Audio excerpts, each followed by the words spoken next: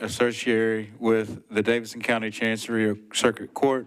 Your appeal must be filed within 60 days of the date of the entry of the commission's decision. We advise that you seek your own independent legal advice to ensure that your appeal is filed in a timely manner and that all procedural requirements have been met.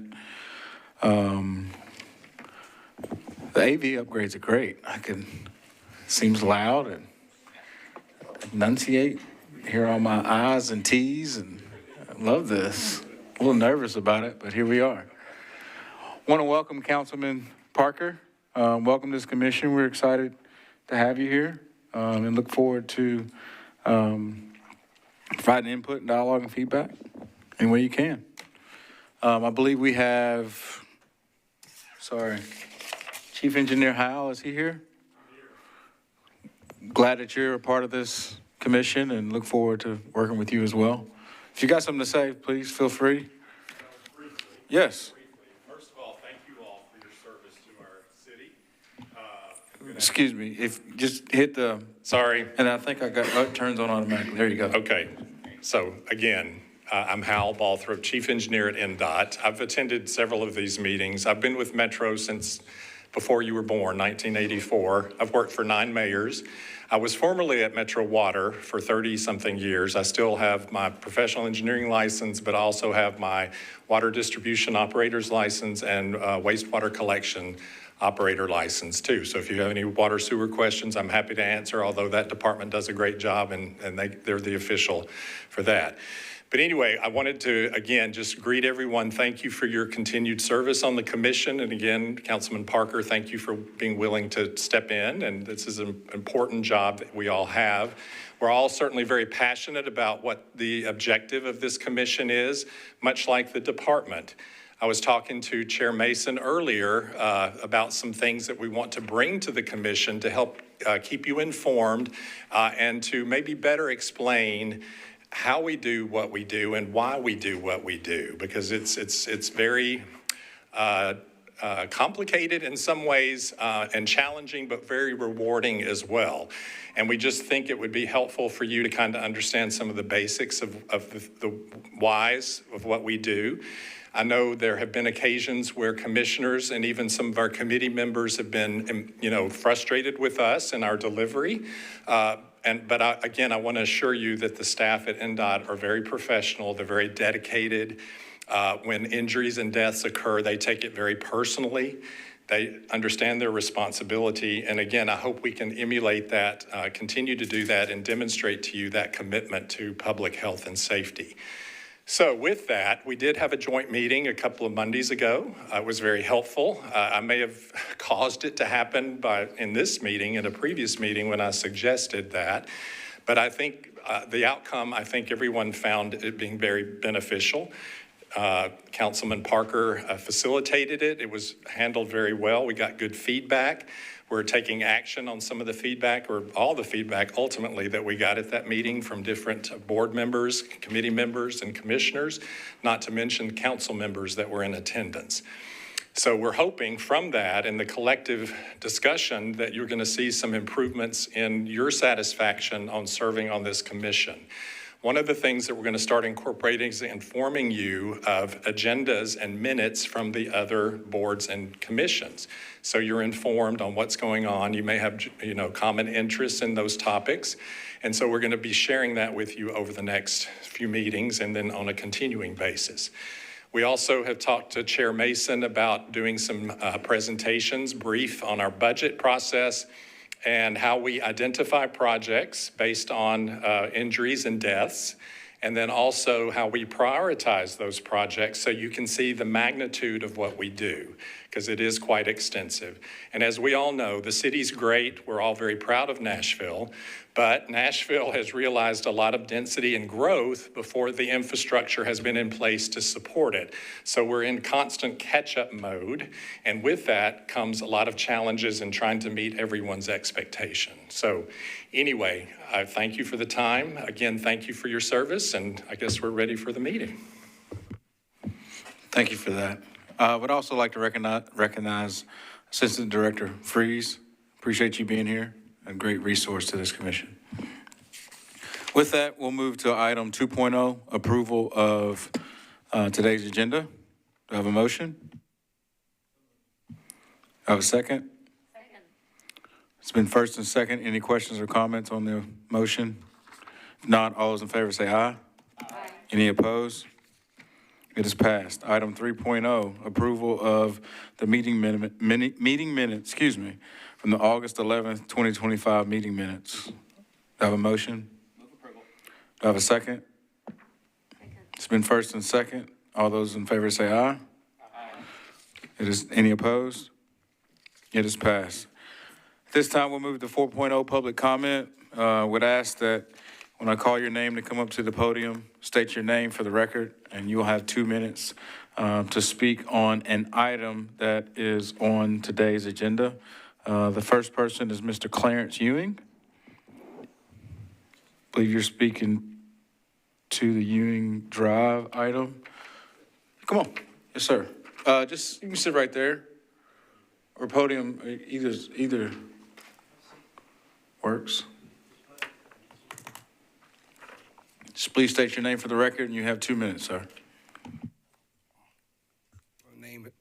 My name is Clarence Ewing, Sr., and I wanted to make your committee here aware that the traffic coming down Ewing, I know you publicized it on the news. We saw it about the changing of the signs and everything on that street that should calm the traffic down. I know everybody saw the news, but it's not working.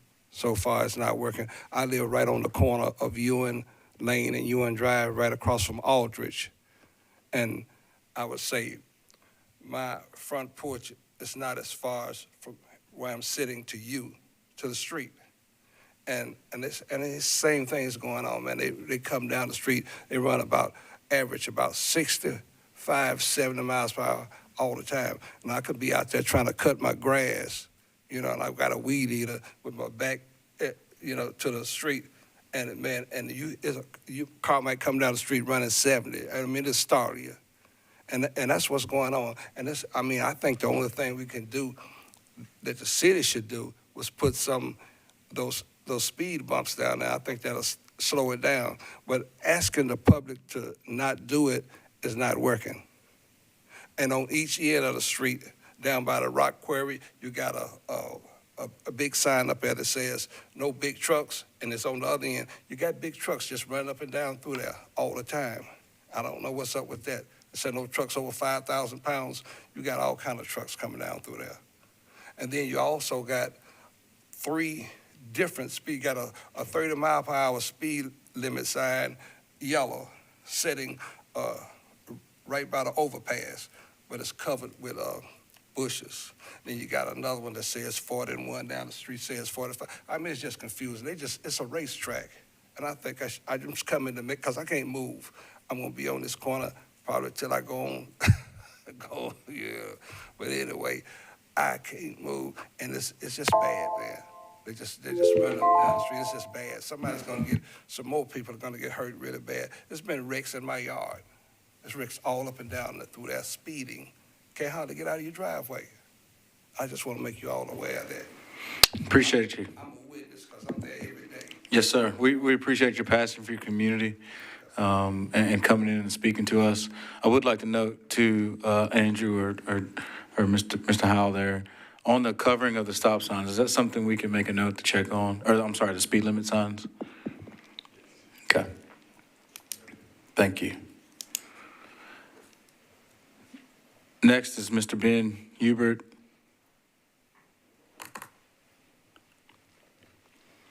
Please state your name for the record, and you have 2 minutes. Thank you. Ben Hubert. I'm thankful you guys are having me, and I'm thankful the speed limit on Ewing Drive will be reduced to 35 miles an hour, but NDOT's recommendation of 35 miles an hour does not go far enough. Ewing should be set to 30 miles an hour. Because of this, I'm asking that the commission add to its October agenda an authorization to lower the speed limit on Ewing Drive between Knight Drive and Dickerson Pike from 35 to 30 miles an hour, as requested by the neighbors of Ewing Drive and the Vision Zero Advisory Committee. I have 15 neighbors who support this and a letter from the Vision Zero Advisory Committee to give you. Adding this to the agenda would allow us sufficient time to present to you evidence that 30 miles an hour is the correct speed for this road, based on NDOT's own data, best practices, our experience, and the recommendation of the Vision Zero Advisory Committee, as well as NDOT's safety contractor, AECom. I believe your bylaws and NDOT's rules allow this to be added to the agenda, as it's a new business item, not a rescindment or an appeal. I also don't see anywhere in your rules that you are required to receive a speed study from NDOT before setting a speed limit on a roadway.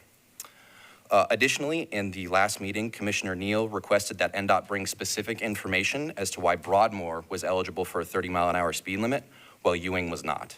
I don't see that reflected in your meeting minutes that you guys just approved or in NDOT's follow-up information for today. I hope that you will give those of us who live on and around Ewing the chance to explain why 30 miles an hour is the right speed for Ewing. And is there someone I can specifically give the VSAC letter to? You all should have received it by email. Mr. Smith, or Ms. Thompson. And I also have the list of all the neighbors who agree with me. Thank you. Thank you. Dave Pomeroy.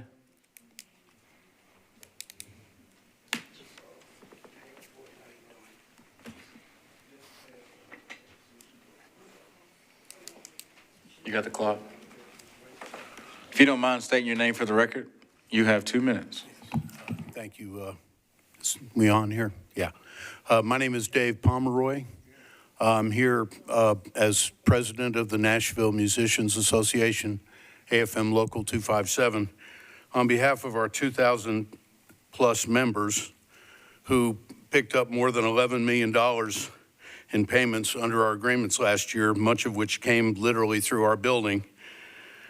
I'm speaking against 5.2 CD17, specifically 5.2.4, the paid parking. You know, some of our members come by for 5 minutes. Some of our members come by for 5 hours at a rehearsal. You know, this is not a retail area, and the idea that we have to have customer turnover as you would try to do, or people have, you know, we've had a lot of problems with the changes in the parking and transportation situations, you know, and we're very proud of our long relationship with the city working together. But I heard about this on Friday through a third party. No one contacted us. No one asked us anything. But I can tell you that I spoke with our neighbors, Warner Brothers. You might have seen that big, tall building there. The School of Audio Engineering next door. And we don't want this. No one asked us about it. BMI has mixed emotions about it, but they understand the downside of this as well. We have 5 spaces in front of our building of these 30 spaces. This is what's left of Music Row. It's not a tourist, we're not selling any clothes. We're not, you know, we're working. And some people work for a long time. We need the spaces. We have 24 spaces in the back of our building, and we have 5 spaces out front. Every Thursday at 6 o'clock, we have an AA meeting that sometimes can have as many as 50 people. Some of them come in buses, some of them walk. But, you know, this is a community. I just think the lack of communication on this was horrifying. I wouldn't have even known about it if it hadn't been somebody that says, hey, I think you need to know about this. You know, we have done our best to be transparent with all of this. So I would just, you know, please ask you to defer or eliminate or reconsider whatever the terminology needs to be. But this would cause huge inconvenience to the creative community in what's left of Music Row, which is now just kind of the top part. And, you know. I'm sorry, Mr. Pomeroy, I'm gonna have to ask you to close. That's fine. And just saying that's how Nashville became Music City. And I don't think 30 paid parking spaces are worth all of the trouble this is gonna cause. Thank you for your time and comments. Thank you, I appreciate it. Appreciate it. Kevin White.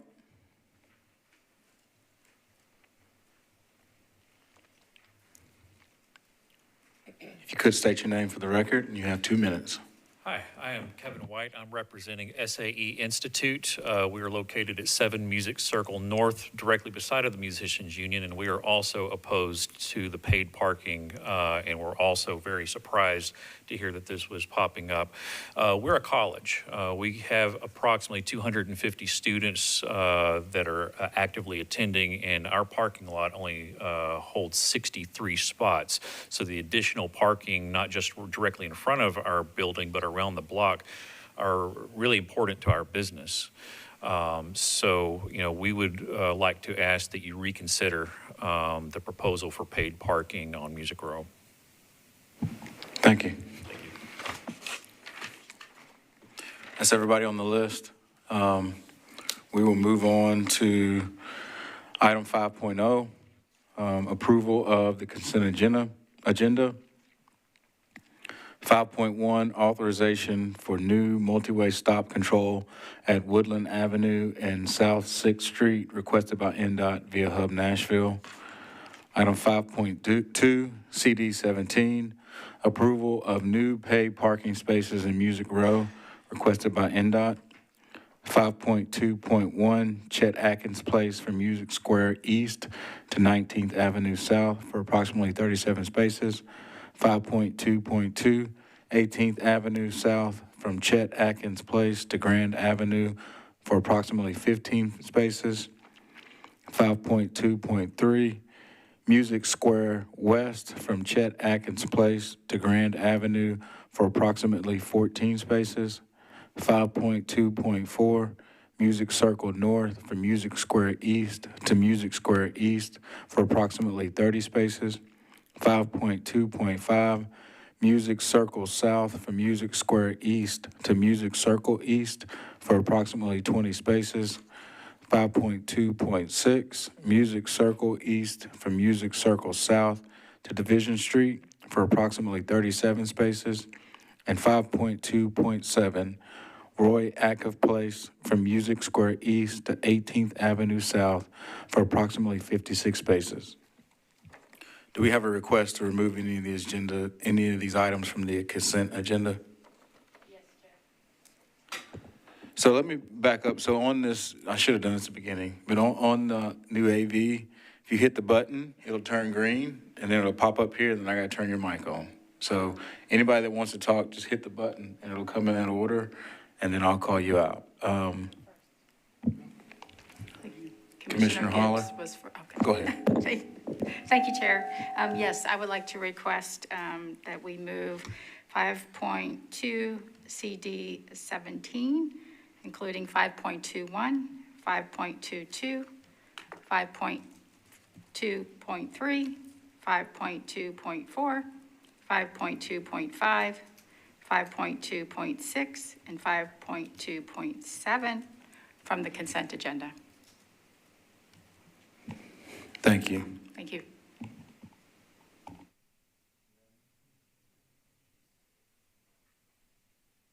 So it's been requested that we remove items 5.2.1 through 7 off the consent agenda. Do we have a motion to approve 5.1? Chair, I move that we approve 5.1 and move the others to the agenda.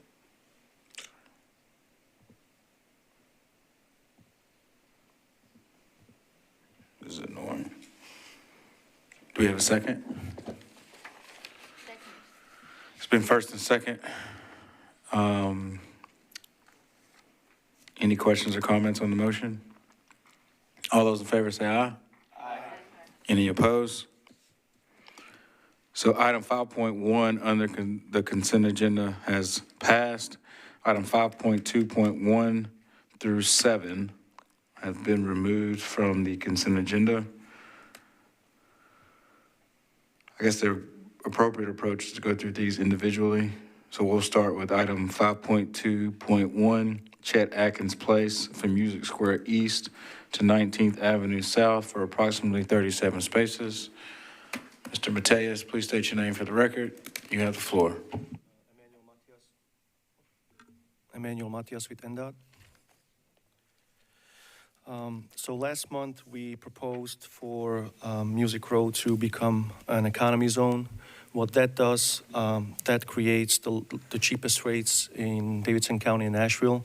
As you might have been aware, last year we approved 3 rate brackets. One of them was for the inner loop. We call it Central Parking District or CPD. They have a certain rate structure that escalates with the time spent at the curb. That's around $50 for a 10-hour session. Then we have a price range that is outside of the Central Parking District. We call it non-Central Parking District. That's a little cheaper, and it ends at $35 for the 10-hour session. And the economy zone, which is the ones proposed here, are $1 per hour with a 10-hour max for the 10-hour session. So it's extremely convenient and reasonable as far as the financial side. With the recommendation that we had last month, Music Row has already had some paid parking prior to even the parking program starting. It was around 110 spaces or so.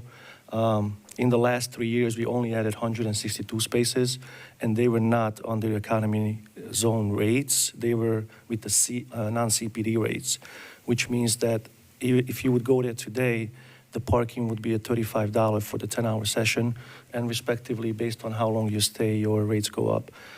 What we propose here, what we wanted to do today, is to continue to provide parking on the curb on some of the areas that paid parking doesn't exist now, and that will be only on the northeast side and the southeast side, as all the other ones have paid parking already.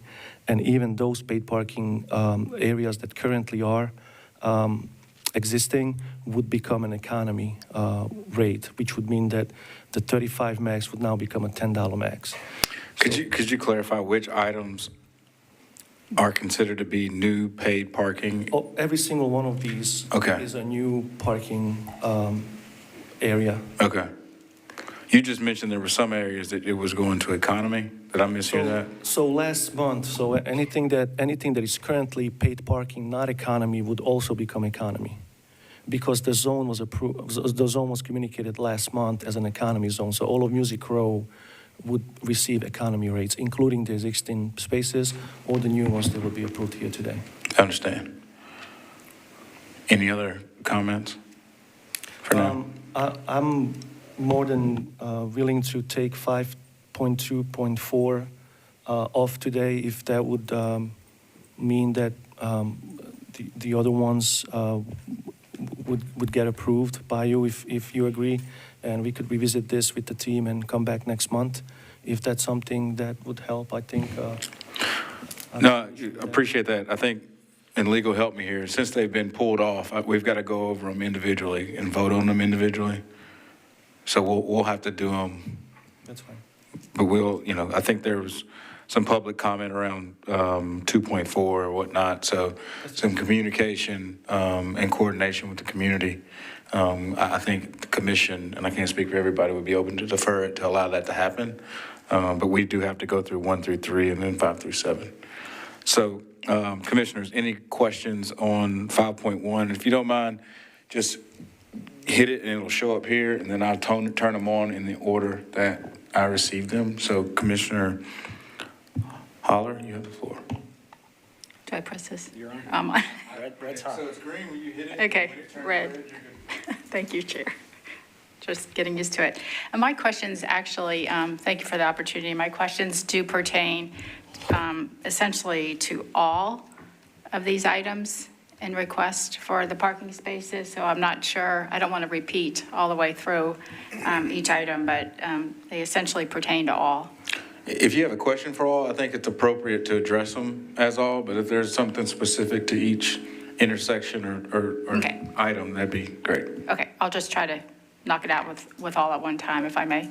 And my questions really pertain in 3 categories. The first is the scope and the scale of this, quote, expansion, which essentially we are converting what were free public street parking spaces to paid. So in terms of the scale and the scope and the logistics of that, My second question is around current utilization data that we may or may not have available to share with the commission. And the third, and very important, as we heard from those that came forward today, is the community engagement and adequate notice to the public. So just take the first one at a time, if I may. The question is, the scope of this, as we understand, is the request is to add 209 parking spaces. Currently, or in the first phase, I believe there were 162 that were in the first phase. Is that correct? Okay. ma'am. So this would bring us to 471 paid parking spaces within the neighborhood. Do we know how many other spaces are unpaid at this point? And is there a plan to roll that out, a third expansion? We are not able to collect data on the spaces that are not utilized with our system because the way that we track the data is by seeing the utilization in the software that we have in the back end, the dashboard. But what we have done is we have communicated with stakeholders about the need of the parking. And so that's what kind of started the conversation. The areas that were in question were the areas that are here presented today. And that's how this came about. We just kind of put in our 2 cents on making it to where it's more affordable and where it kind of follows the outline of where the music row. If you look at the map, there's just sections that are missing the parking, and this would kind of fulfill that void for all the businesses and everybody else who's in that area that currently does not have paid parking. Okay, my question actually on this one was not the utilization, but how many, if the commission were to approve all 209, how many remaining free public parking spaces would there be within the Music Row neighborhood? And is there a plan to expand the paid parking to a phase 3 expansion? I don't have information of how many free spaces would be remaining. And the expansion within Music Row, I think this would kind of conclude that area, and the expansion would continue somewhere else. That's from last, and this shows what's there. Right, And then we're I adding believe. those. So Right, I believe there are still other areas that would be remaining on, They are, but I just don't know what Valid. count that would be. okay. Okay. Thank you for that. My next question is regarding the, I think you answered it, that we don't have utilization data currently. I don't have it on the free spaces. Or existing the ones currently paid parking. I do have that data, but it's not on me, unfortunately. I can Okay. bring it up to Okay. for next session. All right. I happen to live in the neighborhood, and I do know that when this first expansion was rolled out, it was like a switch went off, that folks who were accustomed to the free parking and in and out of the curb lost that ability when we went to paid, and now many of the public spaces sit empty because of the paid. Now, I'm happy to hear that we're changing back to an economy pricing, so that may help. Okay. And my third question is regarding the communication and community engagement. What is the best practice typically for NDOT in a conversion of this scale and magnitude? Would there normally be public engagement, community engagement, and public notice to the community? There usually is a public notice. The way the steps in which this comes about is that we identify the spaces, or it comes upon a request for somebody, depends on the situation. And then this would be analyzed. We would have internal meetings on this within NDOT. There would be a staff analysis done, or an input from engineering. We would obviously have some input from the public. We would send out flyers, and then also the council member would be engaged or contacted about this. They would provide an approval, and then once that's done, that's how that ends up on the panel here. So there's multiple steps that this has gone through. Okay. If I may, and I think it may be appropriate in next month's meeting, when there was an overall plan rolled out, and I wasn't chair at the time, but I believe Chairman Green was at the time, and I don't know that anybody on this commission was here at that time. And it may be beneficial to share that or present that, what was decided, I want to say 2 years ago, as to, the 209 spaces as it sits here is a lot. I think when we presented that, there was a plan for rollout over a period of time that included rates changes, which we're in a phase 2 of the rate change now going to economy.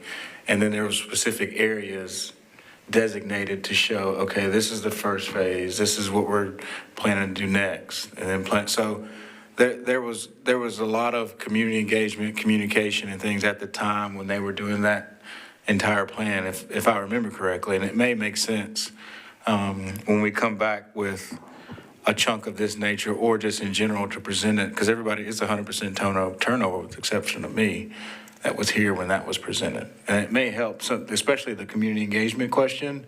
There was a big community engagement outreach, if I recall, when this whole metered change and paid parking space was rolled out. So just wanted to add that in there to maybe provide some clarity.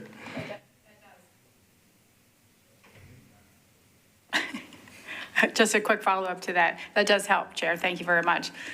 However, could you define when that engagement took place? Are you saying that there was engagement for this entire plan that would be rolled out in specific phases, and that was done when? I wasn't here for that part. For this specific part, Okay. there was engagement the way that this engagement worked from more recently is that the flyers go out to all the businesses and the addresses within the parameters where the paid parking would be introduced. And so that goes out in advance. The communication with the council member also happens in advance. Okay. Just to clarify, I live in the neighborhood. I live like a few feet from where some of these new spaces. I'm also involved a lot in the neighborhood. I haven't received any notification whatsoever about this phase, nor the first. I can confirm that the flyers did go out. I'm not sure how. Okay. I can look into that, but I have it confirmed that the flyers went out. Okay. It sounds also like some of our folks Yeah. from the public comment did not receive either. Could be, yeah. Okay. I will give it back to you, Chair. Thank you.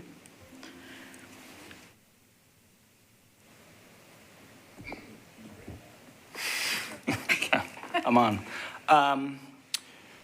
I'll start just a clarification. As you were speaking, you said within the process, and I'm not sure if this is written down or not somewhere, but is it communication with the council member that this is happening or approval from the council member that this is happening? It's both. So this is something that is presented as something that NDOT wants to do, and the council member then says, okay, this would work, wouldn't work, it would work here, wouldn't work here. So it's kind of both. Okay. That may be something that I'll direct towards the chair, that maybe we want to put it into our rules on this. I'm not sure the intent is the council member has control over this, where paid parking is, but I'll leave that for another day. Would you mind speaking to that process? Is there in fact an approval process through the council person for paid spots, or is it more of an informative approach? Well, we always try to communicate with the area council person on any changes to existing conditions. In terms of approval, I mean, unless there's legislation required to take the action that's being recommended, I mean, we certainly try to work with the council members, but the final authority comes down to NDOT. Thank you for that clarification. And I've taken notes on some of the comments, especially yours, Ms. Howler. They make valid points. And so as we move forward, I mentioned to Chair Mason earlier, we have an internal meeting Wednesday to go over how we want to conduct business moving forward with this kind of information in terms of the rationale used on the agenda item, what our authority is for presenting it to you, what your authority is in handling or discussing the particular agenda item, because I know there's been some discussion about that in recent meetings, whether, who has the authority for certain actions as it relates to the right-of-way. So we're going to include all of that. So, Ms. Haller, some of the points you made will be included in future agenda items, okay? Thank you. So the councilman does not have approval, the council person, just to clear that up. All right, so I will anecdotally say I've absolutely used Music Circle North as a free parking area as going to get some pizza and beer. So totally understand why the need is here. It does, as we've talked about, the utilization there and, going to a lower price, I think is totally appropriate because it is so easy to find parking sometimes. So telling that story and seeing more of the utilization, I think would be really helpful as we continue this program moving forward. I think I've asked a few times to, have the dashboard of the money we're taking in and the zones and the utilization to be either a publicly accessible dashboard or at least a item that we see, once a month. I am supportive of this moving forward with the fact that it is the economy area. Would absolutely like to see in the future maybe, that data to see if, do we need another economy level 1, economy level 2, so we can have some separation. I'd really like to see us get to a time where we do have dynamic pricing, so that way it is based on who is there and who's actually using it, and it kind of takes it out of this process of, let's change it 1 month and then change it back. Let's put it into the system and have it available. I guess the one final question in some of the other ones that we have done from the day that we've approved it, what's your normal turnaround to then go sign it and actually provide the parking? I think that there's, probably an opportunity for more community engagement while that process is happening. Generally a few months. What's the normal timeline for y'all? Around, I would say like on average, maybe 4 months or so. Okay. Yeah. Great. Thank you. And I'm sorry, the dashboard is coming next month. We have it ready in the presentation. We're just going through some final touches. I've got a couple of questions. Gentlemen, there in the back, it seems as though, gentlemen, there in the back, it seems as though you're not able to hear. You might want to move a little bit forward, but it's up to you. I'm hearing better now. Okay. First question, what are the hours for the parking? So this will be paid parking up until midnight. And then after that? After that, until 6 a.m., it's free of charge. Okay. And I think is this a residential area? It's a mix of both, but we are addressing mostly the areas that have businesses. Okay.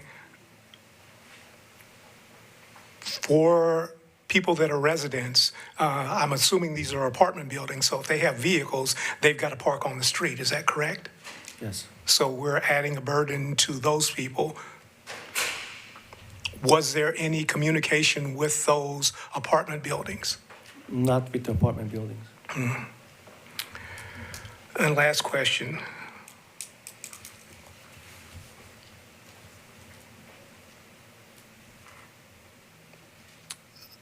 Has there been any consideration of doing some type of a sticker for the people that live in the area so that they don't have to pay to park? We are having multiple discussions on this. I think the technology right now is not where we would want it to be. We are working on, we're discussing possibilities of validations and something else that probably will come in the future. I just don't think we are there right now. And one of our ways to ease into the parking was to provide the economy rate instead of the non-central parking rate, which would have been higher for this area. I don't know if that answered the question, but currently we do not have the technology to do so. Okay, and I want to circle back to one other thing. You said that there are spaces that are there in the area right now that the parking rate is going to be going down. And in listening, it sounds like that's about 162 spaces. Correct. Okay. That's all my questions. Thank you.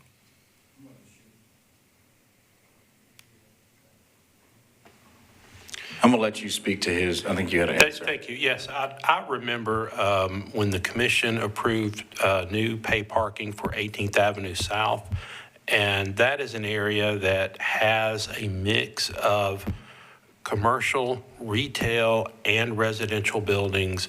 And if I recall, there's multiple apartment buildings, most of whom utilized parking internal to their garages.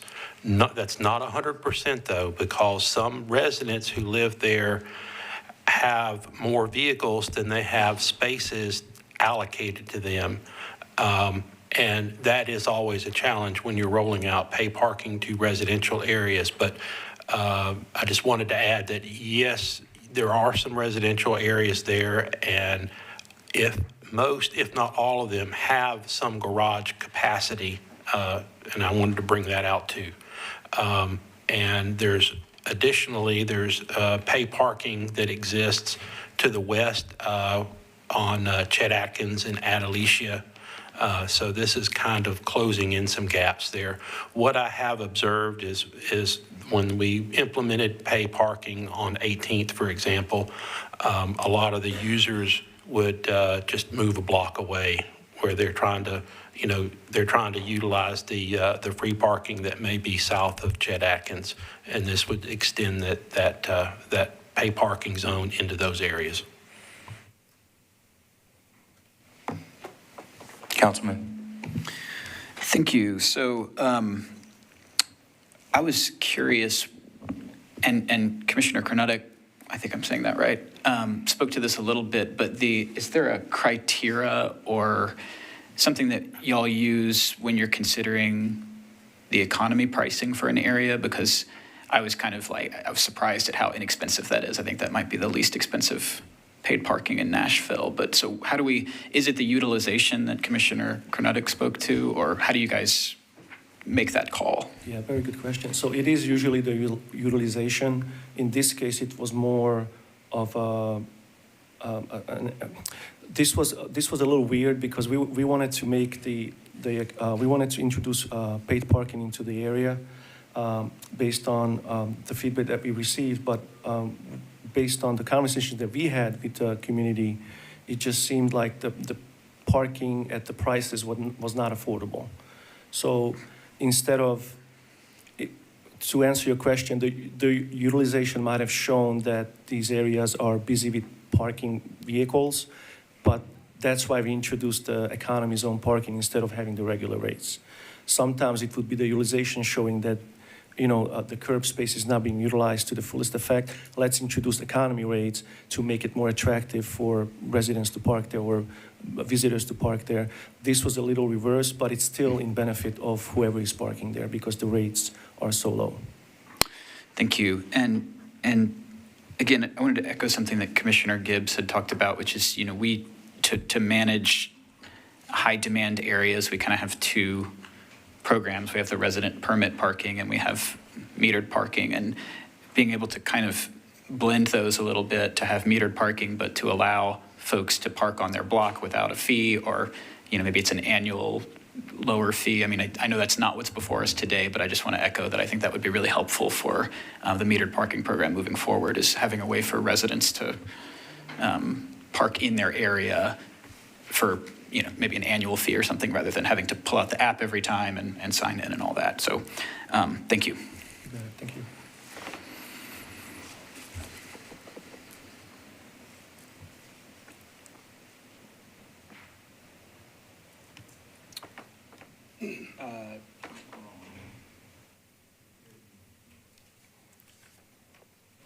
There we go. So I'll just, history of that area. I know that I've gone through my notes here. In April of '24, there was a request for residential permit parking at 807 18th Avenue. And that is an area, I believe that those are mostly condos, so probably mostly homeowners. And I had the concerns of putting that in there in terms of if it's just for the homeowners versus the apartments. And I think that never came back to us. So I think we've talked about residential permit parking in this area before, and I think it's kind of taken a pause as we still look for other solutions. Just want to put that context out for people.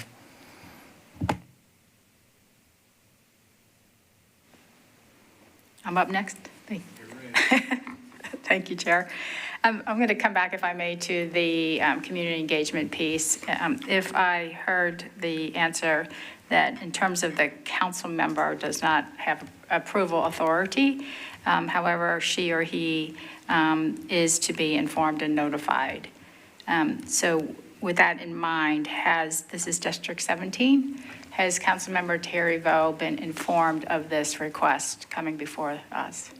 Yes, and I just want to correct myself. When I said approved earlier, that meant that the councilman would have seen this and either said, okay, this would work, or would maybe say, oh, this street wouldn't work, let's take it off.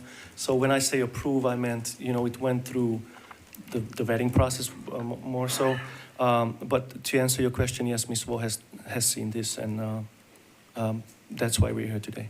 Okay, great, thank you. The second piece is back on the public community engagement.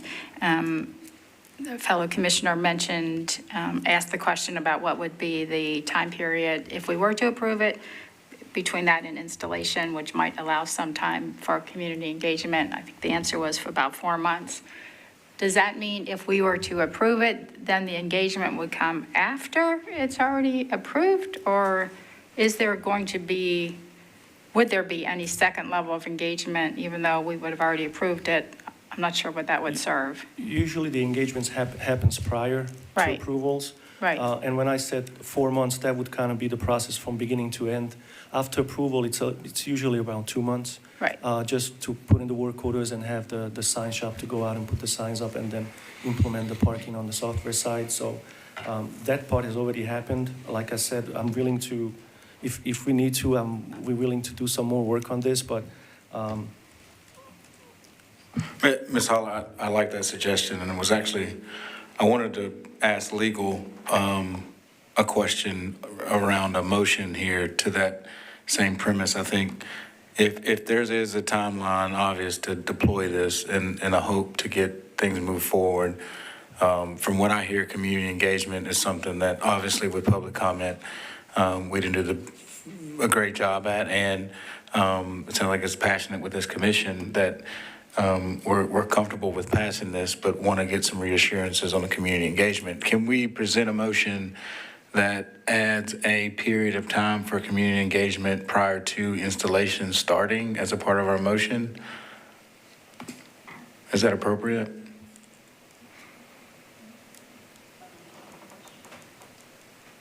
Are you asking if you can require? Oh, God. You're on. I just want to clarify your question. Are you asking if? So there's a motion to approve these with the caveat that community engagement needs to happen for a period of 30 days prior to installation. Is that acceptable? I think so because it relates to parking and that's within your authority. Okay. Great. Any other questions, commissioners? Ms. Holler? Oh, just a quick follow-up to that. However, if we were to approve it and there was community engagement that would not be necessarily supportive or in favor of, then what do we do?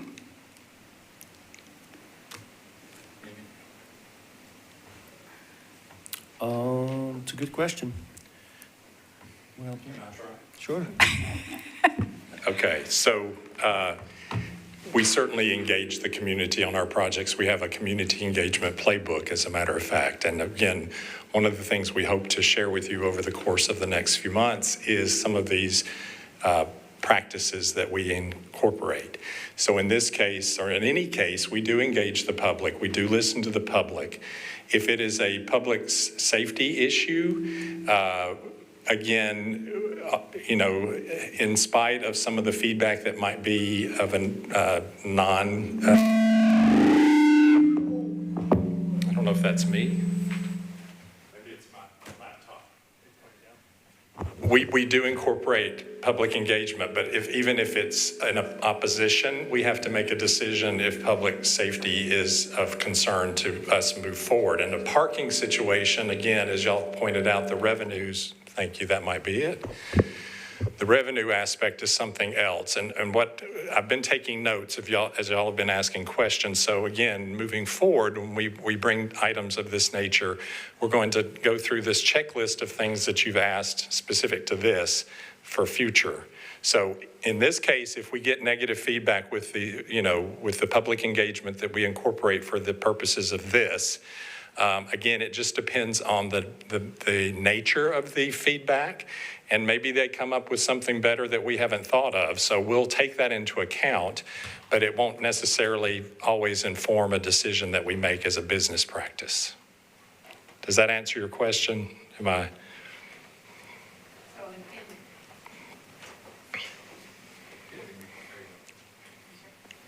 And so in that example, the decision of this body, of the commission, would remain intact?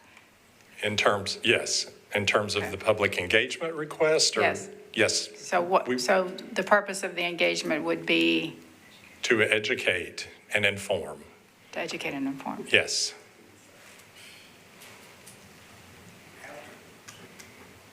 Could there be a deferral to allow for that same engagement in advance of a vote? Absolutely. I was providing an additional option to allow NDOT and team to be able to, do the community engagement while also having an avenue to move forward. On the community engagement, it was specifically said as for education purposes, with regards to something that they bring up from a public safety standpoint. What would be an example of something that would change your all's opinion that paid parking wouldn't need to be there? Brad, do you want to address that? Sure, I can comment. Chair, my name is Brad Freeze. I work for the Nashville DOT. So I think what you're asking, if there was anything that we weren't thinking of before that came up as a comment as far as public safety, that, in my mind, that would mean there were some sightline issues or some things, related to where that parking was going to be offered that we would have to consider in the design or in the designation of parking at that location. If there was something that came up to say, well, this is parking too close to an access point, blocking a fire hydrant, for example, or blocking a sight line, we would view that as a public safety concern. Thank you for that clarification. Commissioner Cornertic. This may be a question for you or legal.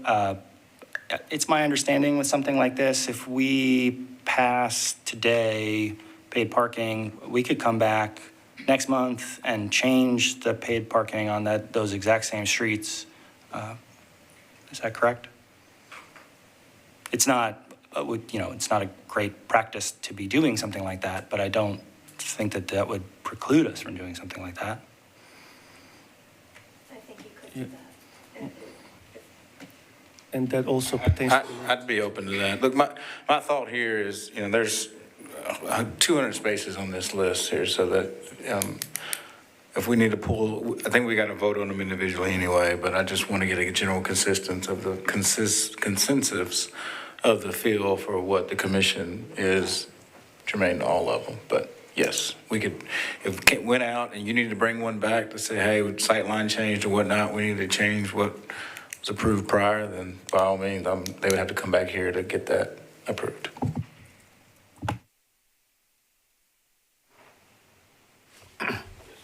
Yeah, so the one that's an issue for us right now is 5.2.4. Is that the only one that was mentioned? I'm not sure. I think 5.2.4 was one that we had public comment on. Commissioner Howler lives close to 5.2 and 5. many of these. So I think in general, they're all kind of a passion and a concern with related to community engagement and just making sure and ensuring that the community is understanding of what is about to happen. Does that answer your question? Yes.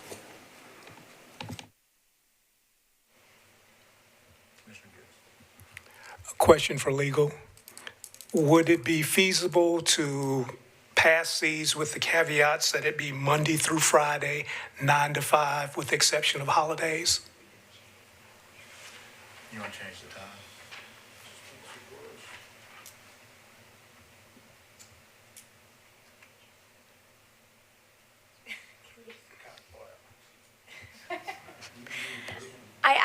I need to look that up. I just need a minute to look that up. But most likely you can. Location and time where parking shall be limited. Places where parking shall be limited. Commissioner Holler? Thank you, Chair. This will be my final comments, I promise. I think because this represents a 150% increase of the conversion of spaces that already were changed to paid, I'm generally supportive of this. I do feel strongly that we should give the benefit of community engagement. I know I'm still new to the commission, but I can think of several times when we have been brought forward to the commission decisions on valet parking, 2 or 3 spaces. And on the back end, there's been a lot of there's been engagement with the developer or the parties involved. There are a lot of parties involved in this. This is a thriving mixed-use residential business academic community. And I would suggest that 30 days would go a long way towards giving that opportunity to the community. Thank you. So, you got more? Sorry. Go My ahead. fellow commissioner, may I make a motion? Well, let me ask one follow-up Please. question to that. Would a deferral, how would that affect and/or what? I'd love your feedback on that approach. If you feel that the additional community engagement is needed, we'll make that happen. Usually when we send the letters out, and I understand maybe not everybody has gotten them, the feedback is what kind of institutes what the next steps would be. So if there was no negative feedback outside of the engagement that we had so far, we felt like this is fully cooked. If you don't feel like this is fully cooked, I'm more than happy to take a step back and do a little more engagement in the next 30 days. Go ahead. Well, and to his point, I mean, I'm sure you can all appreciate when something goes from free to not free, the people you typically hear from are people that don't want it not to be free. But I really hope that y'all would consider allowing us to institute this and then let us do the 30 days and go through a process to see if we have a different result as a part of this discovery on this particular thing. And again, next month, if we have similar items on the agenda, we're going to have a checklist of things that we're going to cover for you for this, your larger consideration. Did you mention, Emmy, about the grace period that we? I have not. I did want to mention that once the installation, once the rates would go live, once the parking would go live with the new rates, there's a period during which, for 2 weeks, there's no hard enforcement, only soft enforcement, which would constitute in warning citations that don't have any monetary value attached to it or go through TVB. So there's this soft grace period for 2 weeks after installation to where technically free parking is still possible, although not encouraged. Thank you. I also support the idea to give some time to do the community engagement before we make a decision. And I would like to use this opportunity of community engagement, not only to inform and educate the people who live there, but also to really listen to their thoughts and find a way to balance this to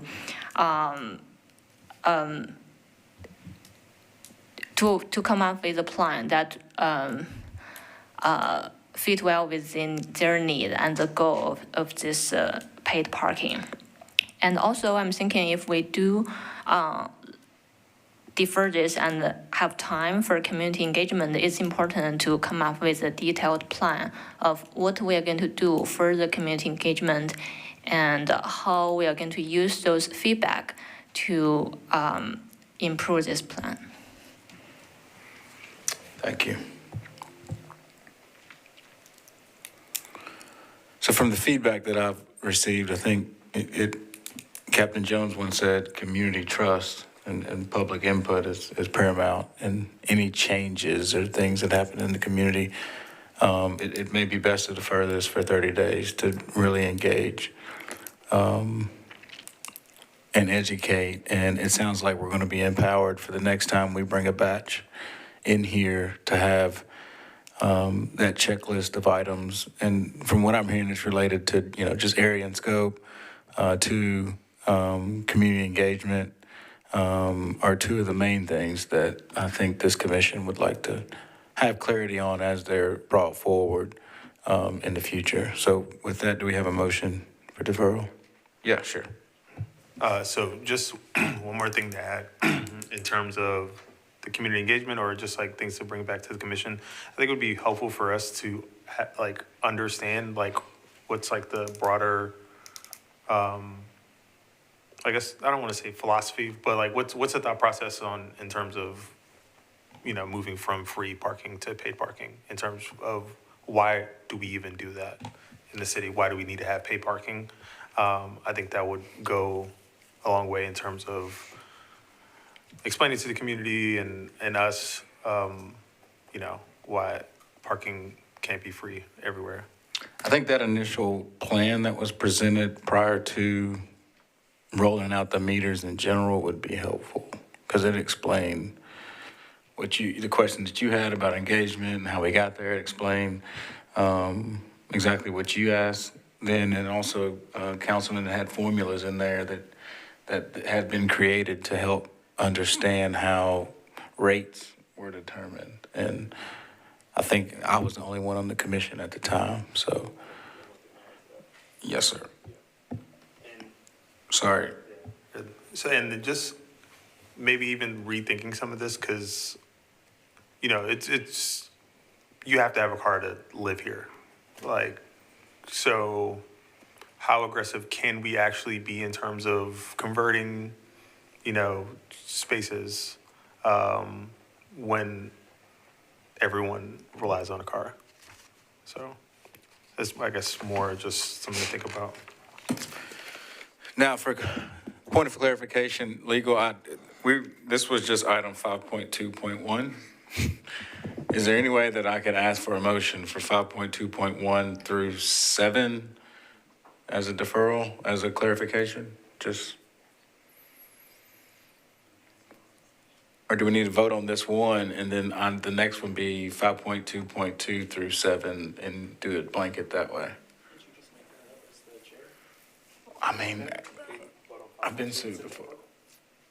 Well, I think I can. I just want to make sure. Sure. Hold on, that's not you. All right, hit it again. Yes. Okay, thank you. Yes, I think it's in your discretion to make the motion you just suggested. You're deferring all of the items, correct? That's the plan. Okay, I would suggest that you just ask if there's any discussion on the other items before you make such a motion. Okay. Mr. Chairman, I just wanted, I think what you were asking about, I thought if you're wanting to separate something out under Robert's rules, that's a call for a division or a call for a separation of the question. So you can grab one of these items out and vote on it separately from the others. Okay. It's within your power under Robert's rules. Great. Thank you for that clarity. Are there any discussions on any individual item or suggestion to be pulled off from a potential blanket motion? I just made that up. Okay. Do we have a motion to defer items 5.2.1 through 7? So moved. Second. It's been first and second. Any questions or comments? 30 days. It's been deferred 30 days. Yes, ma'am. I believe our next meeting is more than 30 days. The October meeting has been moved to October 20th, I believe. Just So to the can we next just meeting. say defer to the next meeting? That's fine. Defer to the next meeting. Thank you. All those in favor say aye. Aye. Any opposed? It has been deferred 30-plus days to the next meeting. Thank you. Thank you.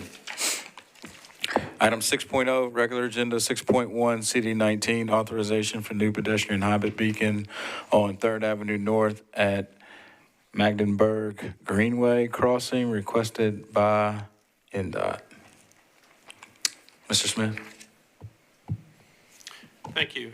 This section of 3rd Avenue North has unfortunately been in the local news of late. We've had more than one pedestrian crash here, including a fatality. NDOT has installed some RRFBs there, which have since been replaced with stop signs. And this request today is for authorization for a new pedestrian hybrid beacon that will be push-button activated and will stop traffic when there's a pedestrian there who hits the button and wishes to cross. PHBs are something that we've installed on several streets within Metro, and they're oftentimes very appropriate for a mid-block crossing such as this. I'd also like to point out that recently the traffic signal has been put into operation on 3rd Avenue North at Van Buren. This is about 200 feet plus or minus to the south. So there have been some additional changes that have taken place in this area. And NDOT recommends approval of the new PHB at this location. If the approval is granted, then we'll replace the stop signs out there with a PHB, and we expect construction to probably happen in October. It's under design right now. Thank you. Commissioner? One clarifying question. With the stop sign, usually we have to approve those. So is that a temporary stop sign in place right now that is put in for safety reasons? It's not an intersection, so stop sign approval was not presented to the commission. It is there for safety reasons. You are correct in that. And it is temporary until we can get to approval for the PHB. And greenway crossings aren't considered intersections?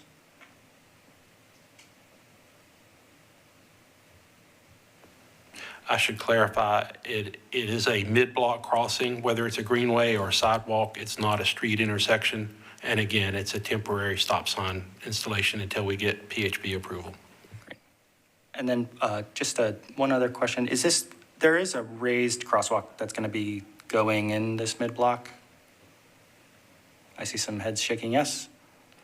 Great. I've heard that at various times. I haven't seen a design for a raised crosswalk at this location, but that would be certainly be welcome. A raised crosswalk is not something that would be presented to TNP Commission for approval. Is there any concern with a raised crosswalk in terms of having the PHB there? Does that kind of duplicate effort at all? This is okay to go with? Okay. I am supportive. No, they absolutely can coexist.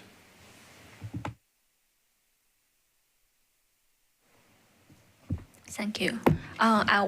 Just two questions. First, I wonder what is the speed limit for this street? The posted speed limit on 3rd Avenue North at this segment is 25 miles an hour. Thank you. I wonder what criteria are used to determine whether location we'll get a pedestrian hybrid beacon versus RRFB? Oftentimes, the criteria used to evaluate RRFBs versus PHBs are very dependent on pedestrian volumes. RRFBs tend to be substantially less costly than a full-blown PHB.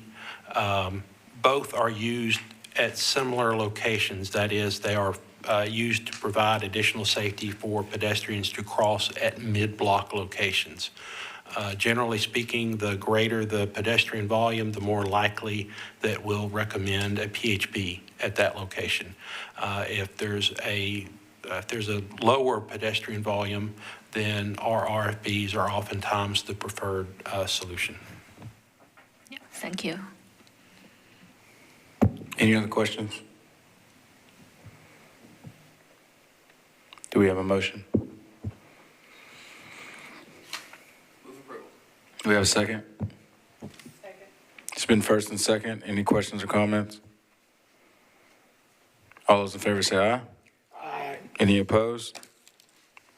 6.1 has passed. Item 7.0, unfinished business. 7.1, CD19, approval for future valet operation for proposed development on the north side of 409 Peabody Street, requested by KCI on behalf of a developer.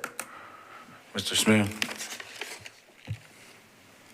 This item was deferred from last month, which was deferred from the previous month, and KCI, as the developer's representative, has asked to defer this indefinitely, and NDOT would support that indefinite deferral. Do we have a motion? We need a motion to defer it indefinitely. Hit your mic for me. All right, so motion to defer indefinitely. Do we have a second? Second. It's been first and second. Questions or comments? All those in favor say aye. Aye. Any opposed? Item 7.1 has been deferred indefinitely. There is no new business tonight. Item 9.0, other items. 9.1, Ewing Drive follow-up. Mr. Smith.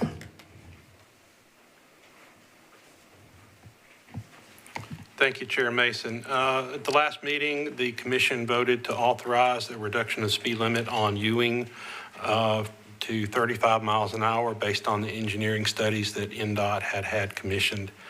There were some questions about Ewing Drive, and I hopefully have provided much of what you asked for in the staff report. Remember, there were questions about, hey, which council district is Ewing in? And Ewing actually runs along the border between Council Districts 1 and Council Districts 2. Council District 3 dips down in and takes both sides of Ewing Drive on the more on the eastern end, and then where it ends at Council District 2 again.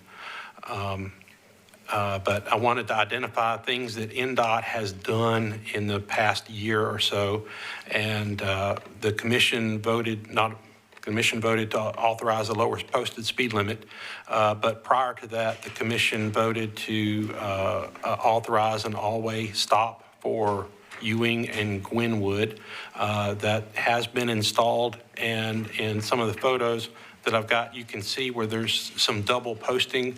I think the one that you see of the advanced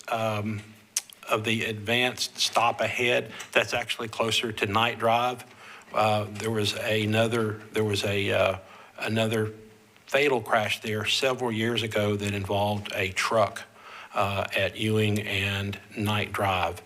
And there you got it, the double posting of the stop ahead. We've done similar for Gwenwood.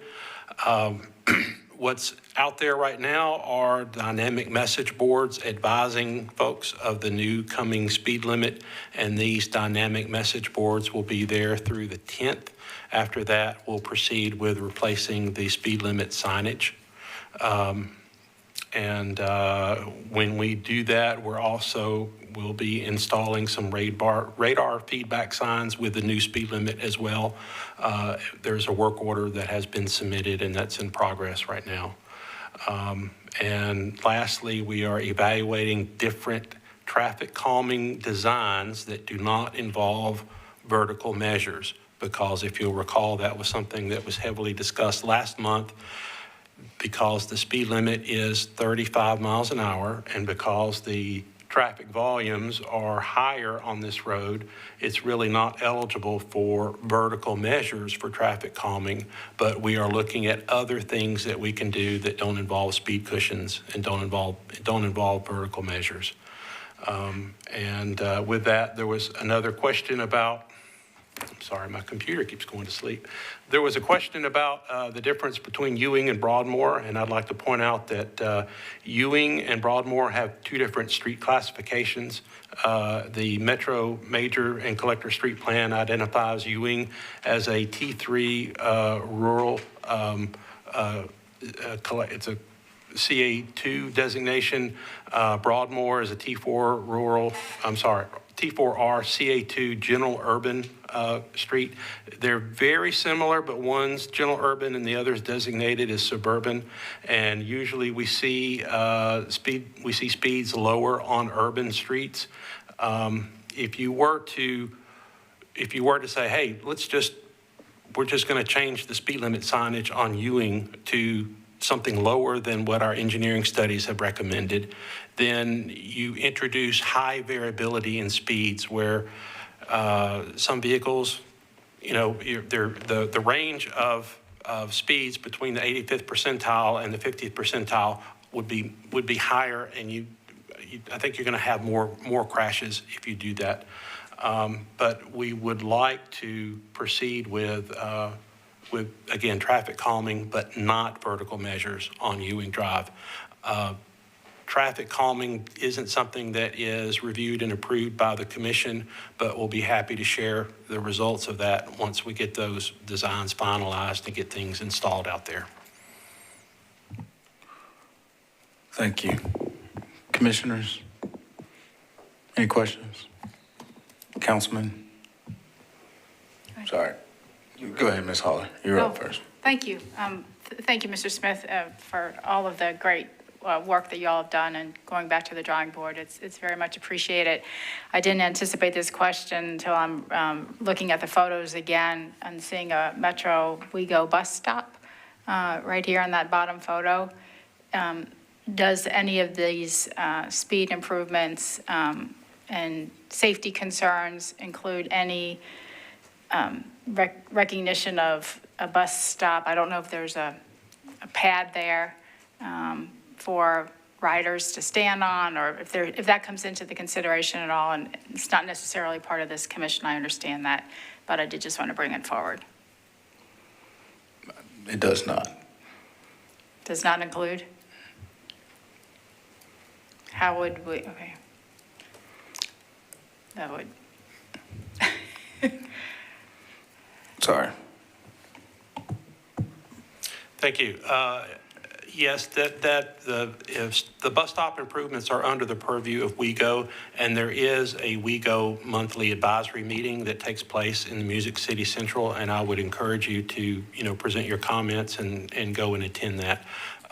They do have a planned series of upgrades. I don't know what their plans are for Ewing Drive, but there are multiple locations throughout the county, especially as you get further out into some rural areas where the bus stop is very primitive. There's not a lot of amenities that are present, but WeGo is making continual improvements, and hopefully we'll see, a pad there, and hopefully we'll see a shelter there. But for now, that's entirely up to the purview of WeGo. Councilman. Thank you. So I'm familiar with some of what we do in like an urban context to steer design speed, closer to posted speeds, and to help kind of get traffic flowing at a reasonable pace.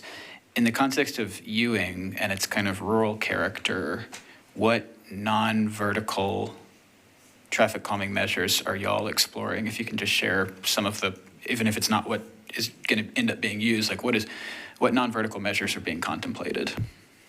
Basically, we're contemplating some channelization, and to give the appearance of lane narrowing. We looked at non-rubber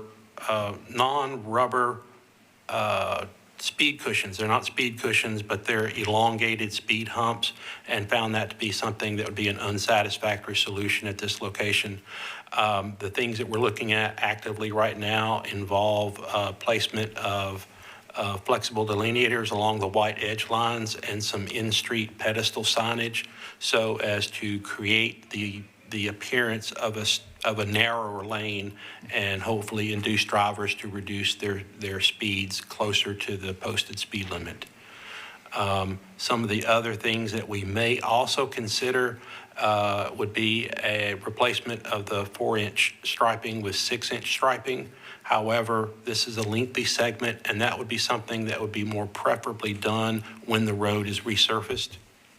So that's not something that that we're really considering doing right away. Thank you. And yeah, I know that repavings are often opportunities for us to make lots of improvements. So it would be great if y'all give us another update on Ewing to hear not only what the near-term solutions are, but also maybe what's going to be contemplated for the repaving that eventually will occur. Thank you.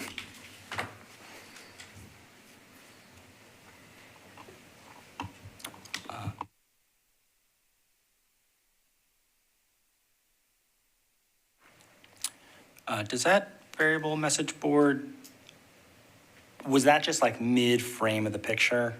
It doesn't just say speed, does it? Okay.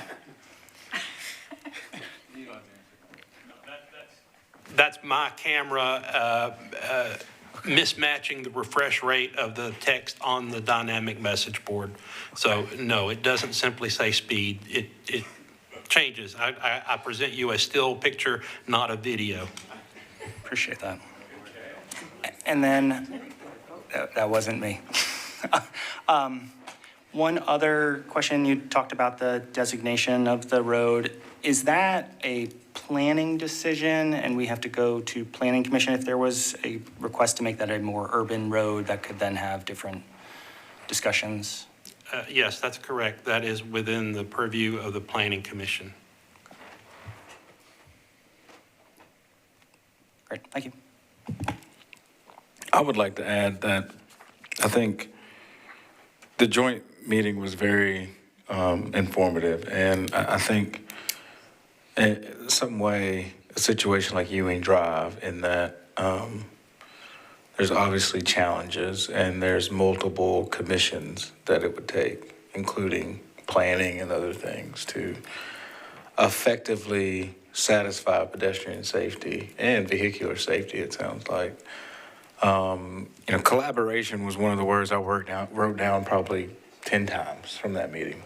And whatever we can do, including with MNPD, because I think this is great, but, the people there with a little enforcement or radar but somehow, some way getting a group together or a committee together or creating something to where I'm sure this isn't the only issue in Nashville where this has happened, a fatality and or there's, a high level of concern with regards to the existing conditions. We've got to find a way to collaborate such that things can have some solutions to get done in a more expedited way.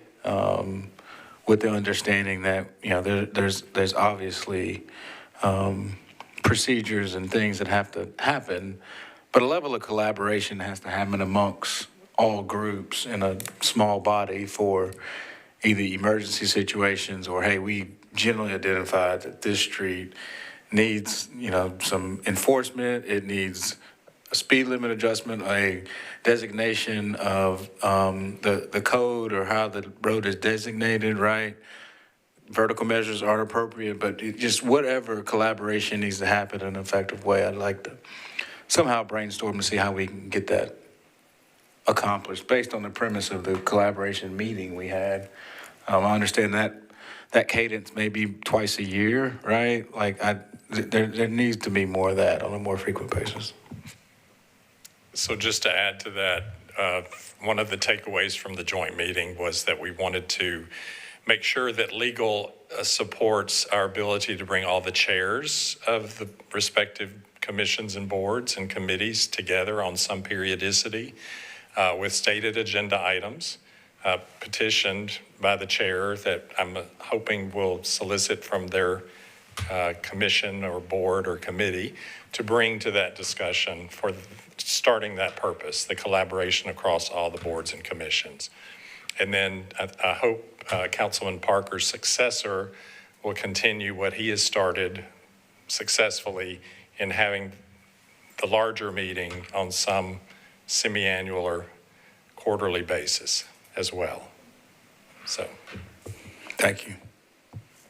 Thank you. On the note of collaboration as well, I will be sending you agendas for the Vision Zero Advisory Committee and BPAC with your packets for next month. And I'll be sharing our T&P agendas with those commissions as well.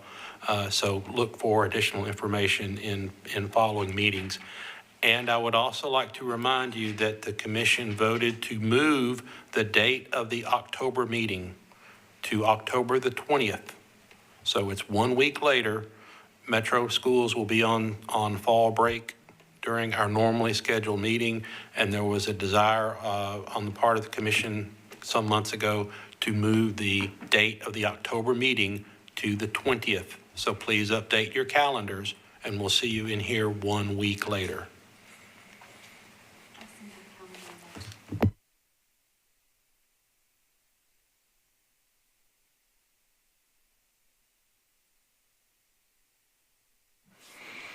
Great. Any other comments?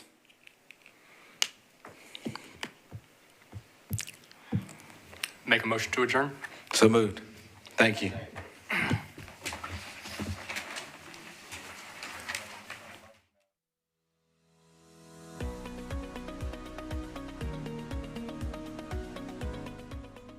This has been a service of the Metro Nashville Network. If you would like to see this presentation again, or for more information on this and other programs, visit nashville.gov.